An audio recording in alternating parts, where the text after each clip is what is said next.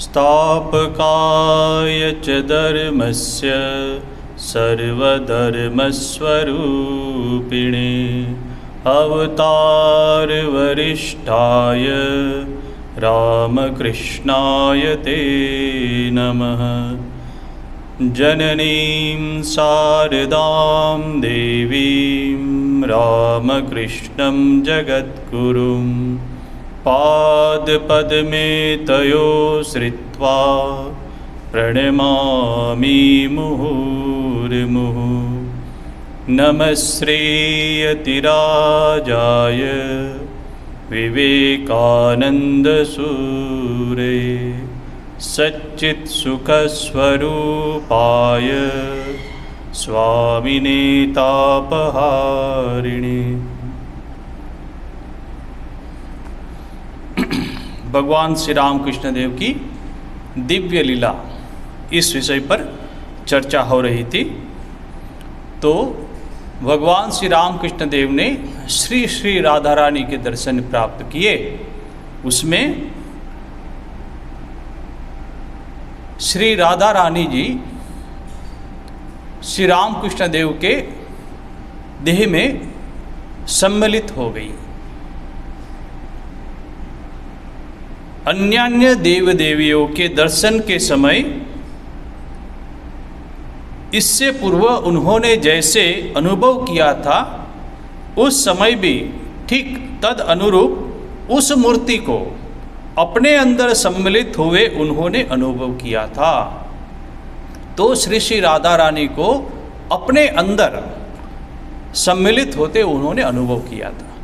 तो इस चर्चा में हम लोग चर्चा कर रहे थे कि अन्यान्य देवी देवता उसमें पूर्व में भी उन्होंने ऐसे अनुभव किया था। तो गत व्याख्यान में हम लोग ने देखा था कि श्री श्री सीता देवी, उन्होंने जब ये दर्शन किया था तब भी माँ सीता देवी श्री रामकृष्ण देव के शरीर में समाहित हो गई थी।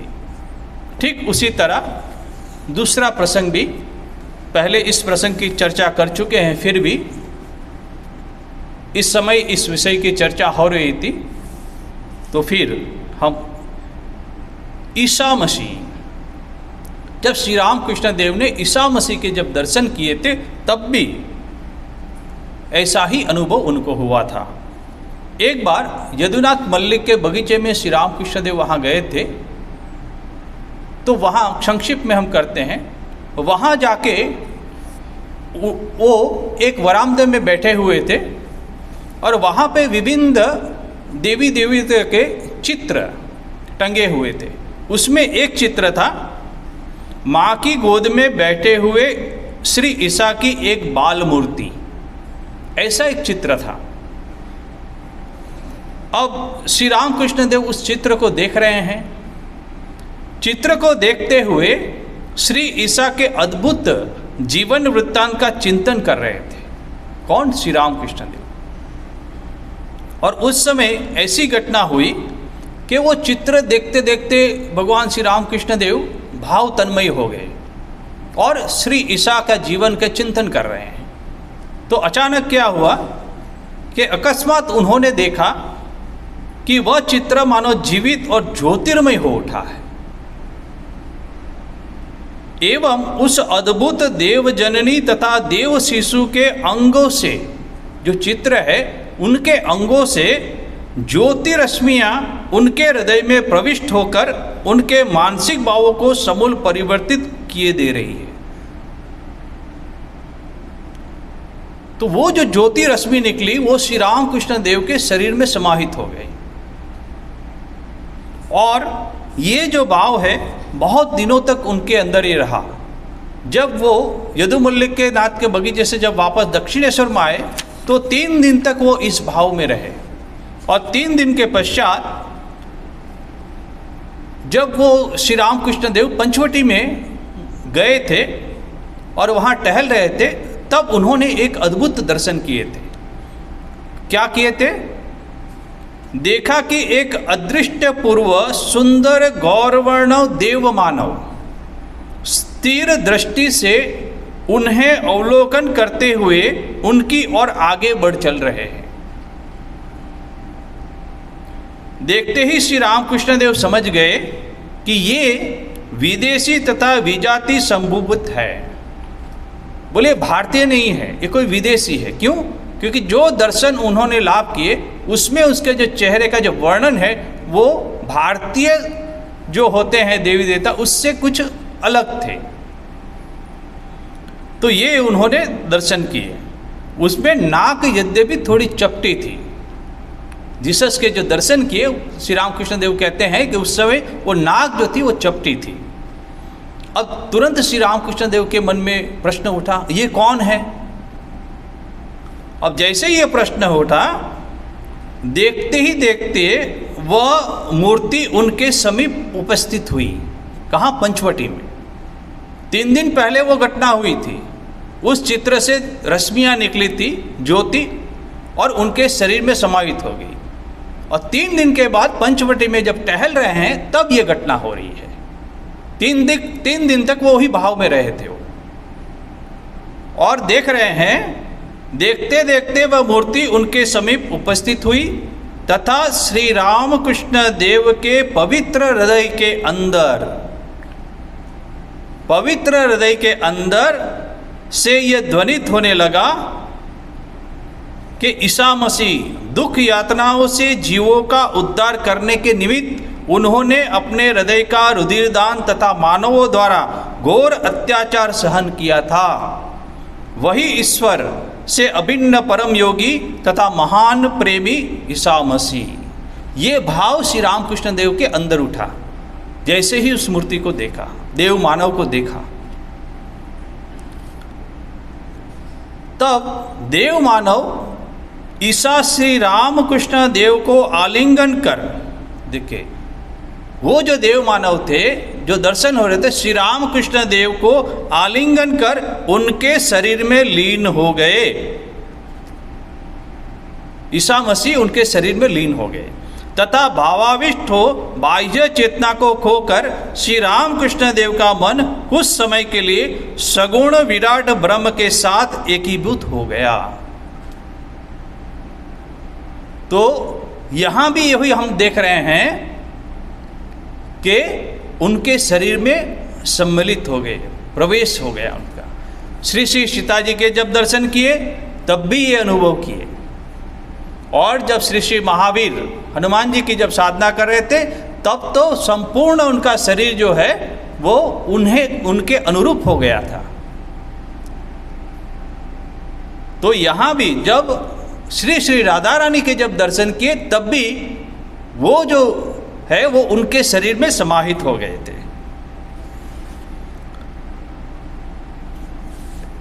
अब इस चर्चा को आगे बढ़ाते हैं। अपने को श्री राधा रानी की रूप से श्री रामकृष्ण देव का अनुभव तथा उसका कारण। उक्त दर्शन के उपरांत कुछ दिन तक श्री रामकृष्ण देव ने अपने को श्री राधा रानी रूप से निरंतर अनुभव किया था। श्री रामकृष्ण देव अनुभव कर रहे हैं खुद को कि राधा रानी का जो भाव है वैसा। श्री राधा रानी की श्री मूर्ति तथा उनके चरित्र के गंभीर चिंतन में, देखिए श्री राधा रानी की मूर्ति और उनके चरित्र के गंभीर चिंतन में अपने पृथक अस्तित्व ज्ञान एकदम विस्मृत हो कि श्री रामकृष्ण देव का जो अपना जो अस्तित्व है वो भी भूल गए और सिर्फ श्री राधा रानी के चरित्र में ही उनका मन निमग्न रहा। एकदम विस्मृत हो जाने के कारण ही उनकी इस प्रकार की अवस्था हुई थी। अतः निश्चित रूप से कहा जा सकता है कि उनका मधुर भाव जन्य ईश्वर प्रेम, किसका? श्री रामकृष्ण देव का मधुर भाव जन्य ईश्वर प्रेम उस में परिवर्तित होकर श्री राधा रानी के प्रेम के अनुरूप अत्यंत गहरा हो उठा था। ये जो प्रेम है वो प्रेम श्री राधा रानी के जैसा ही अत्यंत गहरा हो उठा था। उसका फल भी वैसा ही देखने को मिला था। पूर्वोक्त दर्शन के अनंतर श्री राधा रानी तथा श्री गौरांग देव की तरह उनमें भी मधुर भाव की पराकाष्ठा जनित, पहले इसका वर्णन हो चुका था कि द्वितीय थे श्री गौरांग देव, प्रथम श्री श्री राधा रानी, ये भक्ति शास्त्रों में उसका वर्णन है कि जितने भी महाभाव है वो श्री श्री राधा रानी में दिखाई देते थे, और दूसरे थे श्री श्री गौरांग देव। तो श्री राधा रानी तथा श्री गौरांग देव की तरह उनमें भी, श्री राम कृष्ण देव में भी मधुर भाव की पराकाष्ठा जनित महाभाव, जिसमें मधुर भाव का उद्दीपन होता है, उसमें जितने भी भाव है उसकी पराकाष्ठा जनित महाभाव के लक्षण प्रकट होने लगे थे। श्री रामकृष्ण देव में भी वो भाव प्रकट होने लगे थे। वैष्णव आचार्य के ग्रंथों में महाभाव अवस्था में प्रकट होने वाले, ग्रंथों में कौन से, जिसने लिखा है ग्रंथ सब वैष्णव आचार्यों ने, उसमें जो वर्णन है महाभाव अवस्था में प्रकट होने वाले लक्षण समूह लिपिबद्ध है। ये जितने भी लक्षण है वो सब लिपिबद्ध है। वैष्णव तंत्रों में निपुण भैरवी ब्राह्मणी तथा वैष्णव चरण आदि शास्त्रज्ञ साधकों ने श्री रामकृष्ण देव के श्री अंगों में, किसने, बोले भैरवी ब्राह्मणी, वो कौन थी, वो तो निपुण थी, बोले वैष्णव शास्त्र में वो निपुण थी, और दूसरे थे वैष्णव चरण, ये दोनों शास्त्रज्ञ थे। उन्होंने क्या देखा कि श्री रामकृष्ण देव के श्री अंगों में महाभाव की प्रेरणा से उन लक्षणों के आविर्भाव को देखकर,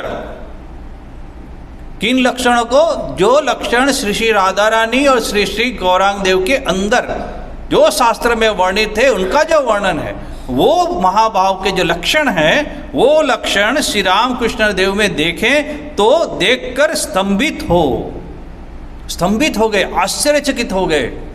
कौन, भैरवी ब्राह्मणी और वैष्णव चरण स्तंभित हो, उन्हें हार्दिक श्रद्धा तथा सम्मान अर्पण किया था। किसको, श्री रामकृष्ण देव। तो जो शास्त्र में लिखा है, जो जो महाभाव के लक्षण हैं, वो समस्त श्री रामकृष्ण देव में दिखाई दे रहे हैं। महाभाव का उल्लेख कर श्री रामकृष्ण देव ने कई बार हमसे कहा था। देखिए, परम पूज्य श्रीमद स्वामी शारदानंद जी महाराज हमेशा, मैं हर बार कहता, हमेशा वो कहते, हमने उनसे सुना था, श्री रामकृष्ण देव के मुख से सुना था, या कोई ऐसा पात्र है उसके द्वारा हृदय के मुख से सुना था। तो ये प्रामाणिकता दिखा रहे हैं कि हमने स्वयं अपने कानों से सुना था। और श्री रामकृष्ण देव अपने बारे में क्या कह रहे हैं, श्री रामकृष्ण देव ने कई बार हमसे कहा था, 19 प्रकार के भाव जब एक आधार में प्रकट होते हैं, कितने, 19 प्रकार के भाव, 19 प्रकार के भाव जब एक आधार में प्रकट होते हैं तो उसे महाभाव कहा जाता है। वो भाव किसमें थे, श्री श्री राधा रानी और श्री श्री गौरांग देव। 19 प्रकार के भाव, यह बात भक्ति शास्त्रों में विद्यमान है। साधना के द्वारा एक एक भाव की सिद्धि में ही, अब श्री रामकृष्ण देव कह रहे हैं कि ये जो इतने सारे जो 19 भाव है, जब साधक जब साधना करता है तो एक भाव, सिर्फ 19 में से एक भाव को, एक भाव की सिद्धि में ही मनुष्य का जीवन व्यतीत हो जाता है। मनुष्य की जितनी आयु है, उस आयु में यदि एक साधना को लेके यदि वो साधना करे और उसमें सफलता प्राप्त यदि करनी हो तो पूरा जीवन व्यतीत हो जाएगा। जीवन व्यतीत हो जाता है, फिर श्री राम कृष्ण देव अपने शरीर को दिखाते हुए कह रहे हैं यहाँ पर एक आधार में उन 19 प्रकार के भावों का एकत्र पूर्ण प्रकाश है। अब कल्पना कीजिए, यहाँ पे एक आधार में, एक जगह पे अलग अलग साधक अलग अलग समय में पूरा जीवन 19 प्रकार के एक एक भाव को साधना करेंगे, तब उनका जीवन खत्म हुआ। यहाँ पे तो बोले एक ही आधार में, एक ही शरीर में 19 प्रकार के भाव का एकत्र पूर्ण प्रकाश है। ऐसा नहीं कि आंशिक नहीं है। जो भक्ति शास्त्र में जैसे वर्णन है वो सब पूर्ण प्रकाश यहाँ मिलता है।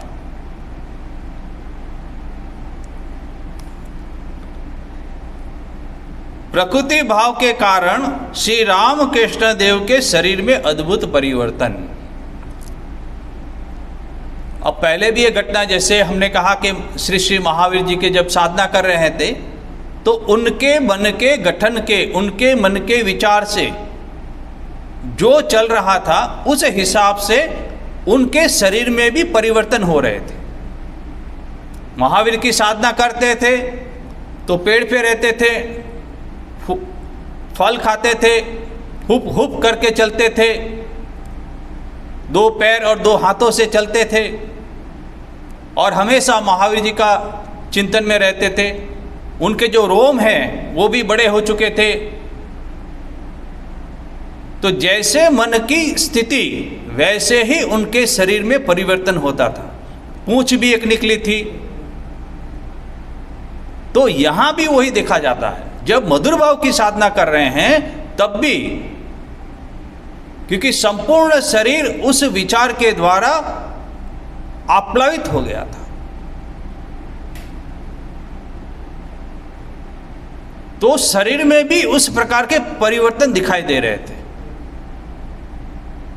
जब अपने को रमणी, स्त्री, नारी समझ रहे हैं तो नारी के शरीर में जो जितने भी परिवर्तन आते हैं वो सब श्री राम कृष्ण देव के शरीर में आ रहे हैं। क्योंकि मैं पुरुष हूं वो भाव ही तब खत्म हो गया था। अपने को श्री राधा रानी के सदृश वो समझ रहे थे और श्री कृष्ण की दर्शन करने के लिए श्री राधा रानी ने जैसे किया था वैसे उनकी इच्छा हुई, तो अपने को स्त्री समझकर वो साधना कर रहे हैं, मधुर भाव की साधना। तो अब क्या परिवर्तन हो रहा है वो भी यहां वर्णित है। श्री कृष्ण विरह की दुस्सह यातना से, देखिए दुस्सह यातना, इतनी यातना हो रही है कि श्री कृष्ण का विरह, यातना से श्री राम कृष्ण देव के रोम विवरों से रुधिर निकलने की बात पहले ही हम कह चुके हैं कि इतनी यातना हो रही है कि जो रोम है उस रोम के जो छिद्र हैं शरीर में, चमड़ी में, वहां से रक्त निकल रहे हैं, बूंद बूंद रक्त निकल रहे हैं कि इतना विरह सह नहीं पा रहे हैं। रोम वीरों से रुधिर निकलने की बात का इससे पूर्व ही हमने उल्लेख किया है, वो पिछले व्याख्यान में हमने उसका वर्णन किया था। महाभाव की पराकाष्ठा अवस्था में ही उनकी वह स्थिति उत्पन्न हुई थी। पराकाष्ठा, अंतिम छोर, उस पराकाष्ठा में ऐसी उनकी परिस्थिति हुई थी। प्रकृति भाव के चिंतन में वे तब इतने तन्मय हो चुके थे कि स्वप्न में अथवा ब्रह्मवश भी, देखिए अपने को रमणी, अपने को नारी समझते थे, वो इतने तन्मय हो गए थे कि स्वप्न में भी, स्वप्न में अथवा ब्रह्मवश भी अपने बारे में उन्हें कभी पुरुष ज्ञान का उदय नहीं होता था। स्वप्न में भी उन्होंने नहीं सोचा कि मैं पुरुष हूं। दीर्घ काल तक अपने को स्त्री नारी समझ के, रमणी समझ के वो चिंतन कर रहे हैं। तथा एवं स्त्री शरीर की भांति, अब देखिए संपूर्ण वो अपने को स्त्री समझ रहे हैं, तो स्त्री शरीर में जो परिवर्तन हो रहे हैं वो भी श्री रामकृष्ण देव में हो रहे हैं। स्त्री शरीर की भांति कार्य करने में उनके शरीर तथा इंद्रिय समूह स्वतः ही प्रवृत्त होते थे कि स्त्री शरीर में जितनी भी इंद्रियां हैं वो सब पुरुष शरीर के विपरीत जो इंद्रियां हैं वो सब इंद्रियां जो है वो भी ऐसे ही कार्य कर रही है। अब कहते हैं हमने स्वयं उनके मुंह से सुना है, श्री रामकृष्ण के मुंह से सुना है, स्वादिष्टान चक्र वाले भाग के सभी रोमकूप से उन दिनों उनका प्रतिमास नियत समय पर बिंदु बिंदु शोणित स्राव होता था तथा स्त्री शरीर की तरह प्रत्येक बार 3 दिन तक वह जारी रहता था। उनके भांजे हृदय राम ने हमसे कहा है कि उन्होंने अपनी आंखों से देखा है तथा पहनने के वस्त्र कहीं खराब न हो जाए, इसलिए श्री रामकृष्ण देव को उस समय कौपीन धारण करते हुए भी उन्होंने देखा है। अब मानसिक भाव के प्राबल्य से उनके उक्त प्रकार शारीरिक परिवर्तन को देखकर यह जाना जाता है कि मन इस शरीर की सृष्टि करता है। कि जैसे महावीर की साधना की, मधुर भाव की साधना कर रहे हैं, तब जैसे मन है उस हिसाब से शरीर बनता है, शरीर की सृष्टि होती है। तो इसकी चर्चा कर रहे हैं। मन इस शरीर की सृष्टि करता है, शरीर मन की सृष्टि नहीं करता है, पर जैसा मन होगा वैसा शरीर होगा। वेदांत शास्त्र की शिक्षा है कि मानव के मन के द्वारा उसका शरीर वर्तमान आकार में परिणत हुआ है। वेदांत शास्त्र में इसी की चर्चा होती है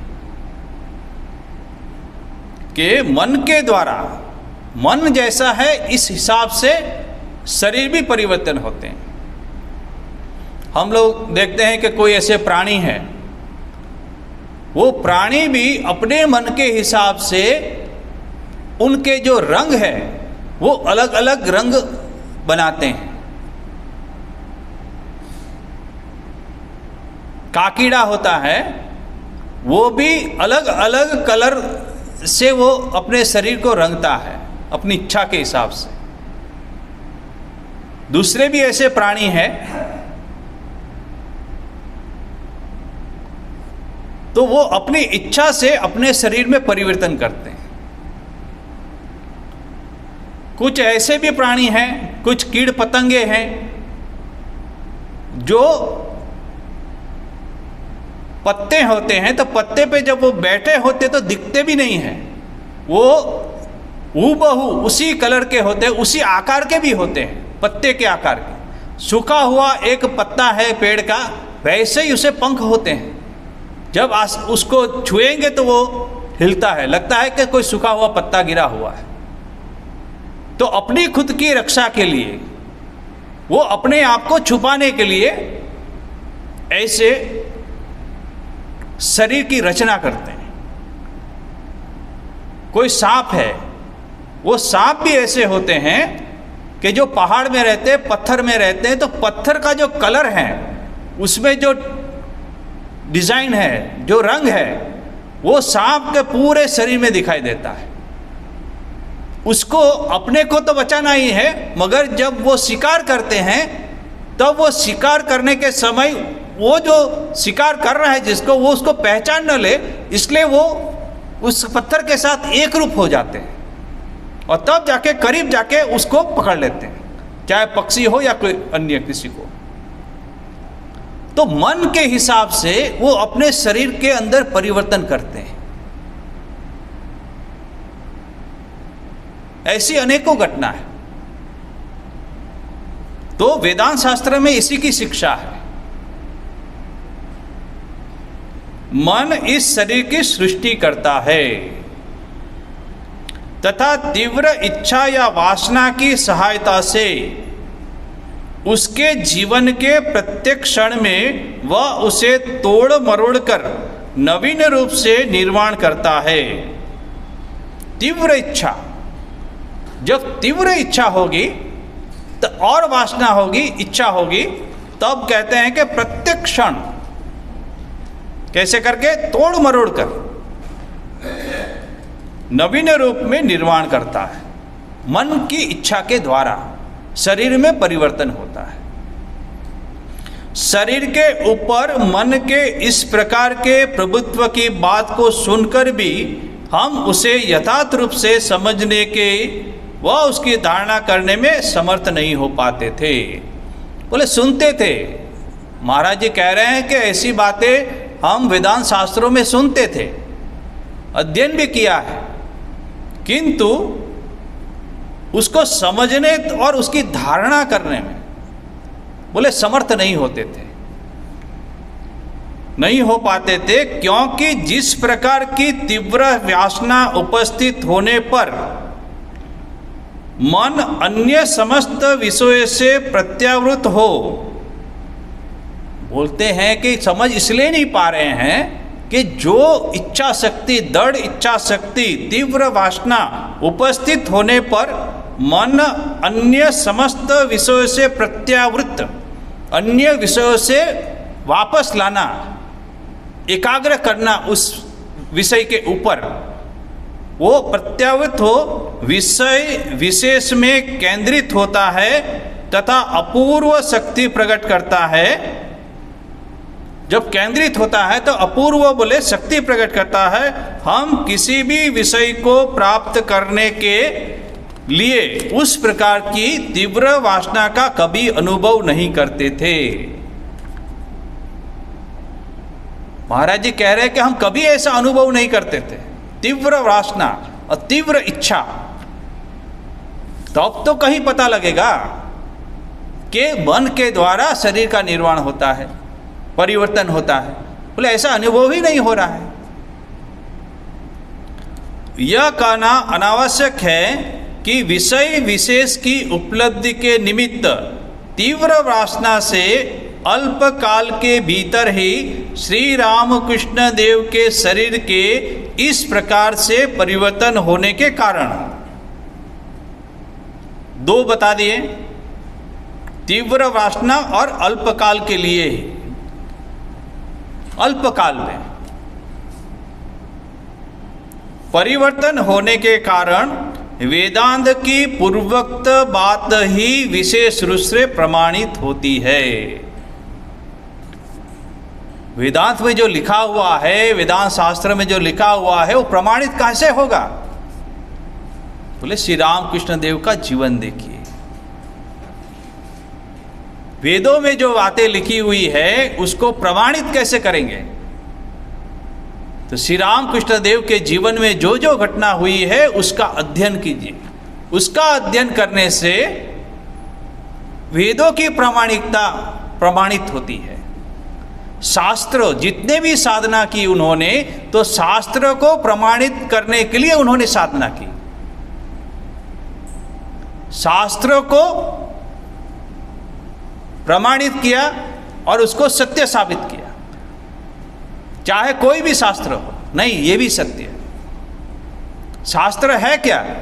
शास्त्र पूर्व में जो ऋषि योगी जो साधक थे, उन्होंने अपने जीवन में जो भी अनुभव किए थे, जितने भी भाव हो, जितनी भी साधना हो, वो अनुभवों का जो संकलन है, लिपिबद्ध हुए हैं, उसको हम लोग शास्त्र कहते हैं।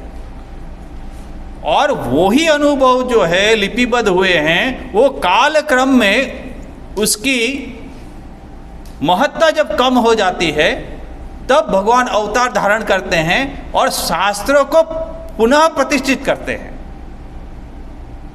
इसलिए श्री रामकृष्ण देव ने साधनाएं की कि शास्त्र को पुनः प्रतिष्ठित करना है। उसका जो मूल्य है उसको लोगों के सामने प्रतिष्ठित करना है। वेदांत की पूर्वोक्त बात ही विशेष रूप से प्रमाणित होती है। पद्मलोचन आदि प्रख्यात पंडितों ने श्री रामकृष्ण देव की आध्यात्मिक उपलब्धियों को सुनने के पश्चात, देखिए कौन सुन रहा है, कौन देख रहा है, बोले प्रख्यात पंडित पद्मलोचन। ऐसे नहीं कि कोई सामान्य व्यक्ति, जिन्होंने शास्त्र का अध्ययन किया है, निपुणता है उसमें, ऐसे व्यक्ति पद्मलोचन बोले आध्यात्मिक उपलब्धियों को सुनने के पश्चात वेद पुराणादि में लिपिबद्ध पूर्व युगों के सिद्ध पुरुषों की, जितने भी ऋषियाँ थे, सिद्ध ऋषियाँ, ऐसा नहीं कि कोई, पुराणादि में लिपिबद्ध, पुराण जो है उसमें जितने भी लिपिबद्ध हुए हैं, कौन, तो बोले कि पूर्व युगों के सिद्ध ऋषियों की उपलब्धियां, जिन्होंने उपलब्धि की है, जिन्होंने शास्त्र के द्वारा और शास्त्र में लिखे हुए साधन पथ का अवलंबन करके अपने जीवन में उनकी प्रयोग करके जो उपलब्धियां प्राप्त हुई है, वो उपलब्धियां जो शास्त्र में वर्णित है, उसके साथ उनकी तुलना करते हुए कहा था। किसने कहा था? पद्मलोचन, प्रख्यात पंडित थे वो। उन्होंने कहा था श्री रामकृष्ण देव के बारे में। बहुत महत्वपूर्ण ये बात है, एक ही वाक्य है, मगर ये वाक्य किसके मुंह से निकला है? प्रख्यात पंडित पद्मलोचन से। और उन्होंने कहा था, ये हमेशा याद रखने लगा, श्री रामकृष्ण देव को यदि जानना हो, यदि उनके प्रति कुछ श्रद्धा उत्पन्न करनी हो, तो ये जो वाक्य है, भगवान श्री रामकृष्ण देव कौन थे? आपकी उपलब्धियां, ये पद्मलोचन जी कह रहे हैं, आपकी मीन्स के श्री रामकृष्ण देव की, आपकी उपलब्धियां, पहले तो जो शास्त्र में पुराण आदि में जो है ऋषि मुनियों की जो उपलब्धियां हैं, वो जो लिपिबद्ध हुई उसका तो अध्ययन हम लोगों ने किया है, हम जानते हैं, पढ़े हैं वो शास्त्र। किंतु आपकी श्री रामकृष्ण देव की, ध्यान से सुनिएगा, आपकी उपलब्धियां वेद पुराण आदि को अतिक्रमण कर बहुत दूर तक आगे बढ़ चुकी है। मैं फिर से पढ़ रहा हूं, बहुत महत्वपूर्ण बात है ये। एक ही वाक्य में श्री रामकृष्ण देव की जो उपलब्धियां हैं, आपकी उपलब्धियां वेद पुराण आदि, वेद की भी बात कर रहे हैं, वेद और पुराण, वेद पुराण आदि को अतिक्रमण, उसको भी बोले अतिक्रमण कर दिया, पार कर दिया है। वेद पुराण आदि को अतिक्रमण कर बहुत दूर तक आगे बढ़ चुकी है। आपकी जो उपलब्धियां हैं वो वेद पुराण से भी आगे बढ़ चुकी है। अब आप कल्पना कीजिए कि एक ही शरीर में, एक ही आधार में 19 महाभाव के जिसके अंदर लक्षण दिखाई दे रहे हैं, और ये पद्मलोचन जी कह रहे हैं कि वेद पुराण की जो उपलब्धियां हैं ऋषियों की, उससे कहीं अतिक्रमण करके बहुत दूर जा चुकी है।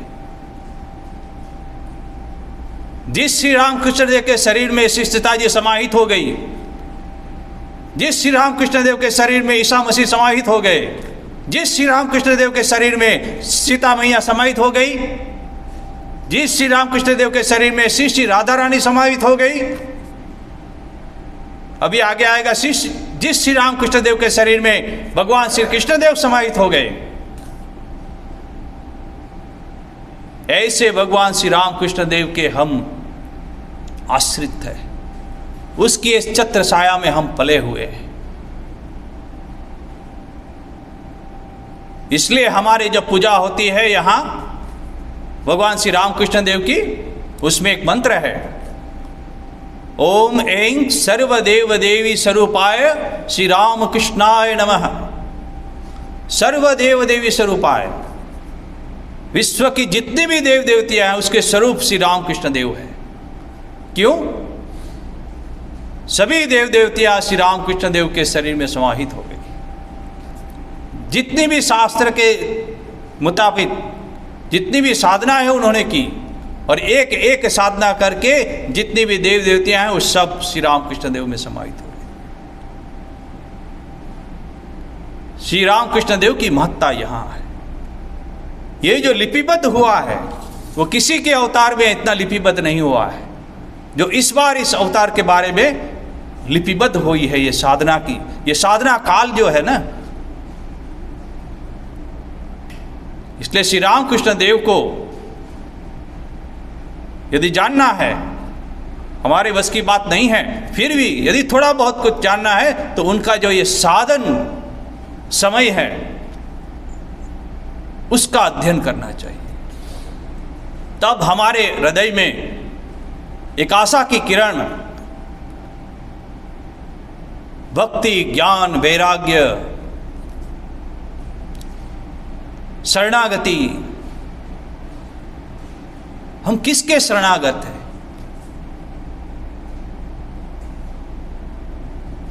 ये जो विश्वास जब आएगा कि हमारे अंदर हृदय में हम रामकृष्ण देव का ध्यान कर रहे हैं, मतलब क्या हुआ? हम श्री श्री सीता जी का ध्यान कर रहे हैं, हम महावीर जी का ध्यान कर रहे हैं, हम श्री श्री राधा जी का ध्यान कर रहे हैं, हम ईसा मसीह का ध्यान कर रहे हैं, हम भगवान श्री कृष्ण का ध्यान कर रहे हैं, और अन्य अन्य जितने भी देवी देवता हैं सबका ध्यान कर रहे हैं। हमारे हृदय में जितनी भी देवी देवता है वो हमारे हृदय में है। क्यों? क्योंकि श्री रामकृष्ण देव के शरीर में सब समाहित हुए थे।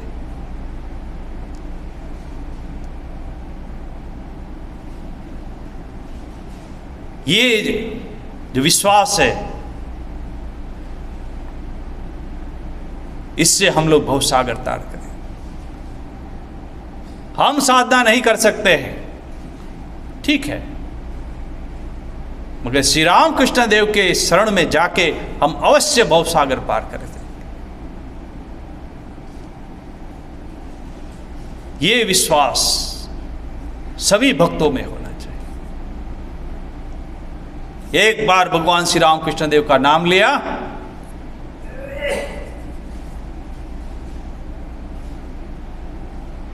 बहुत सागर पार करेंगे। इसलिए श्री रामकृष्ण देव की जो दिव्य लीला है, उसका गान, उसका श्रवण, उसका मनन हमेशा करना चाहिए, क्योंकि हमारी स्मृति जो है वो बहुत कम है। कुछ दिनों में हम लोग उसको भूल जाते हैं। इसलिए बार बार श्री रामकृष्ण देव के चरित्र के बारे में जो भी ग्रंथ है उसका अध्ययन करना चाहिए। बार बार हमारे मन में वो शक्ति जागृत होगी, वो श्रद्धा जागृत होगी, वो बल जागृत होगा कि हम किसका ध्यान कर रहे हैं और किसके शरण में हैं हम लोग, और किसकी छत के नीचे हम लोग बैठे हुए हैं। इसलिए स्वामी विवेकानंद ने ऐसे ही नहीं कहा था कि अवतार वरिष्ठाय श्री राम कृष्णाय नमः। सभी अवतारों में वरिष्ठ।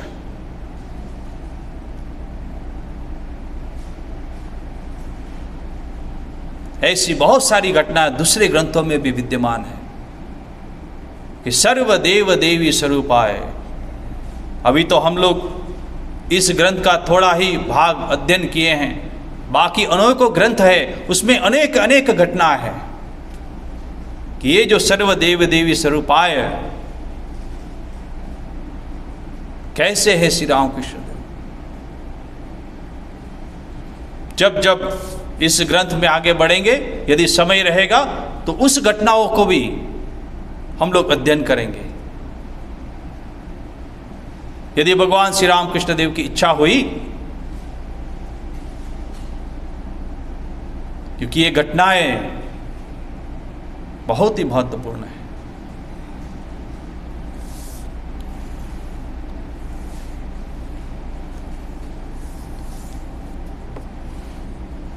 तो कहाँ है आपकी उपलब्धियां वेद पुराण दो पुराण आदि को अतिक्रमण कर बहुत दूर तक आगे बढ़ चुकी है। मानसिक भावों के प्राबल्य से श्री रामकृष्ण देव के शारीरिक परिवर्तनों का मनन करने पर स्तंभित हो, मानसिक भावों के प्राबल्य से शारीरिक परिवर्तन और स्तंभित हो जाते हैं। ऐसा भी कहाँ संभव है? स्तंभित हो, यही कहना पड़ता है कि उनके शारीरिक विकारों ने शरीर संबंधी ज्ञान राज्य की सीमा का उल्लंघन कर, आपके जितनी भी विज्ञान है वो सबको उल्लंघन कर शरीर संबंधी ज्ञान राज्य, जितना भी विज्ञान है आपका, वो सब अतिक्रमण श्री रामकृष्ण देव ने कर दिया। ये सब बात आपका विज्ञान जो है वो उससे कहीं अधिक है। शरीर संबंधी ज्ञान राज्य की सीमा का उल्लंघन कर उसमें अपूर्व युगांतर लाने की सूचना दी है। अस्तु, श्री रामकृष्ण देव को श्री कृष्ण का दर्शन लाभ। अब भगवान श्री रामकृष्ण देव श्री कृष्ण के दर्शन करते हैं। उस समय श्री रामकृष्ण देव का ईश्वर के प्रति पति भाव का प्रेम, ईश्वर के प्रति पति भाव का प्रेम परिशुद्ध तथा घनीभूत होने के कारण ही उन्होंने उपरोक्त रूप से श्री राधा रानी की कृपा का अनुभव किया था तथा उस प्रेम के प्रभाव से अल्पकाल बाद ही उनको सच्चिदानंद घन विग्रह श्री कृष्ण का पुनीत दर्शन प्राप्त हुआ था। उनकी मूर्ति भी अन्य मूर्तियों की भांति उनके श्री अंगों में मिल चुकी थी। भगवान श्री कृष्ण का जब दर्शन कर रहे हैं, जैसे श्री राधा रानी का दर्शन किया और उन लोग अपने अंदर सम्मिलित हो गई, ठीक श्री कृष्ण भगवान श्री कृष्ण भी श्री रामकृष्ण देव के शरीर में सम्मिलित हो गए। उक्त दर्शन प्राप्ति के 2-3 महीने बाद, कौन सा दर्शन? ये श्री कृष्ण का दर्शन करने के बाद वही भाव में श्री रामकृष्ण देव रहे थे। और जब 2-3 दिन महीना गुजर गया, बीत गया, उक्त दर्शन प्राप्ति के 2-3 महीने बाद परमहंस श्रीमद तोतापुरी का आगमन हुआ था। तोतापुरी जी आए थे दक्षिणेश्वर में और उनका आगमन हुआ था तथा उन्होंने वेदांतर प्रणीत अद्वैत भाव की साधना में उनको नियुक्त किया था। अद्वैत भाव की साधना में उनको नियुक्त किया था। अतः स्पष्ट है कि मधुर भाव की साधना में सिद्ध होने के पश्चात कुछ समय तक उस भाव के सहारे ईश्वर चिंतन करते हुए श्री रामकृष्ण देव ने काल यापन किया था। कितना समय? बोले 2-3 महीने। मधुर भाव की जब साधना कर रहे थे और तोतापुरी जी से आने से पहले ये जो समय है 2-3 महीने, तब ईश्वर चिंतन करते हुए काल है। कैसा? बोले मधुर भाव की साधना करने के बाद उसी भाव में रहे थे। उनके श्रीमुख से हमने सुना है कि, फिर कहते हैं, देखिए मैं नहीं लिख रहा हूं, श्रीमद स्वामी जी शारदानंद जी कह रहे हैं कि मैं अपने मन से नहीं लिख रहा हूं। उनके मुख से हमने सुना है कि उस समय श्री कृष्ण के चिंतन में एकदम तन्मय होकर उनके पृथक अस्तित्व बोध को भूलकर उन्होंने कभी अपने को श्री कृष्ण रूप से अनुभव किया था। श्री कृष्ण का चिंतन करते करते श्री कृष्ण के चिंतन में एकदम तन्मय हो गए और अपना जो पृथक अस्तित्व है, श्री कृष्ण के सिवा एक पृथक अपना अस्तित्व है, वो ही भूल गए थे। अपने पृथक अस्तित्व को भूलकर उन्होंने कभी अपने को श्री कृष्ण के रूप में अनुभव किए थे, श्री राम कृष्ण देव। हर एक साधना में हम ये देख रहे हैं, अपने को श्री राधा रानी समझ रहे हैं। जो जो साधना श्री राम कृष्ण देव कर रहे हैं, संपूर्णतया उसमें भाव में तल्लीन होके और उस भाव के हिसाब के शरीर में परिवर्तन भी हो रहे हैं। अपने आप को राधा रानी समझ रहे हैं, अपने आप को श्री कृष्ण समझ रहे हैं। अनुभव किया था और कभी आ ब्रह्म स्तंभ पर्यंत सभी का श्री कृष्ण विग्रह के रूप में दर्शन किया था। समस्त पूरा ब्रह्मांड जो है वो श्री कृष्ण रूप है, श्री कृष्ण विग्रह के रूप में दर्शन किया था। दक्षिणेश्वर में उनके समीप जब हम आने जाने लगे थे, उस समय एक दिन बगीचे के घास का एक फूल तोड़कर, अब भगवान ने, श्री राम कृष्ण देव ने भगवान श्री कृष्ण के दर्शन तो किए, हर जगह उन्हीं के दर्शन कर रहे हैं। तब वो कह रहे हैं, घास का एक फूल तोड़कर अत्यंत प्रसन्नता के साथ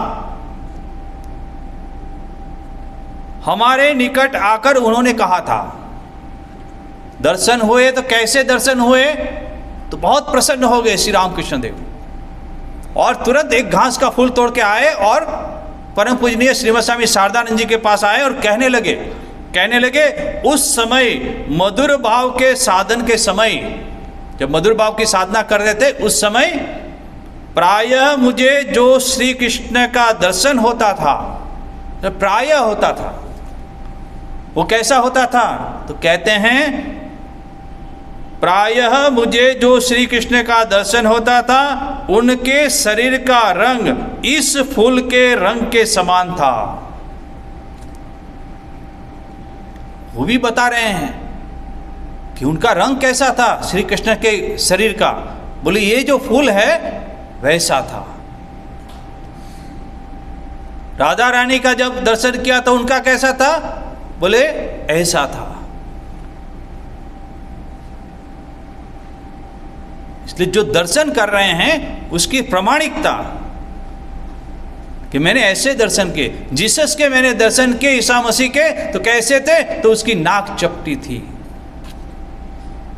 चेहरा लंबा था और कद भी लंबा था, मगर नाक चपटी थी। तो बोले ऐसे तो हो ही नहीं सकता, नाक चपटी कैसे होगी, वो लोग की तो नाक लंबी थी। तो सभी ने कहा कि वो आपका दर्शन गलत है। तब श्री रामकृष्ण देव कह माने तो मुझे ऐसा ही दिखाया, गलत कैसे हो सकता है। फिर उनकी महासमाधि होने के बाद तब किसी ने वो ग्रंथ पढ़ा, तो एक ग्रंथ में ऐसा वर्णन है कि श्री जीसस का, ईसा मसीह का जो नाक है उसमें चपटा है। तब सबको आश्चर्य हुआ कि ठाकुर ने ठीक ठीक दर्शन किए थे, हम लोग ही अज्ञानी थे, हम लोग उसको स्वीकार नहीं किए, मगर इस ग्रंथ में लिखा है कि श्री ईसा का इसमें वर्णन है कि नाक चपटा है। तो हर एक बार श्री रामकृष्ण देव कह रहे हैं कि श्री श्री राधा रानी का कैसे है, नाग केसर पुष्प की केसर के समान। श्री कृष्ण का कैसा है, तो बोले घास के फूल के जैसे।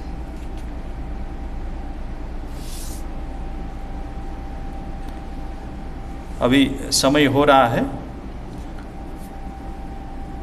तो श्री राम कृष्ण देव के जो लीला, दिव्य लीला जो है, उसका जो पान, अमृत पान जो हम कर रहे हैं, हम भगवान श्री राम कृष्ण देव के ही चरणों में प्रार्थना करते हैं कि हे भगवान श्री राम कृष्ण देव, आपकी लीला का ये अमृत पान करके हम जो संसार है, ये भवसागर जो है, हम पार कर जाए और श्री श्री आपके चरणों में श्रद्धा, भक्ति, विश्वास, शरणागति ये प्राप्त हो और वो विश्वास हमारे अंदर जागृत हो कि आपका नाम लेके, सिर्फ आपका नाम लेके हम ये भवसागर पार कर जाए।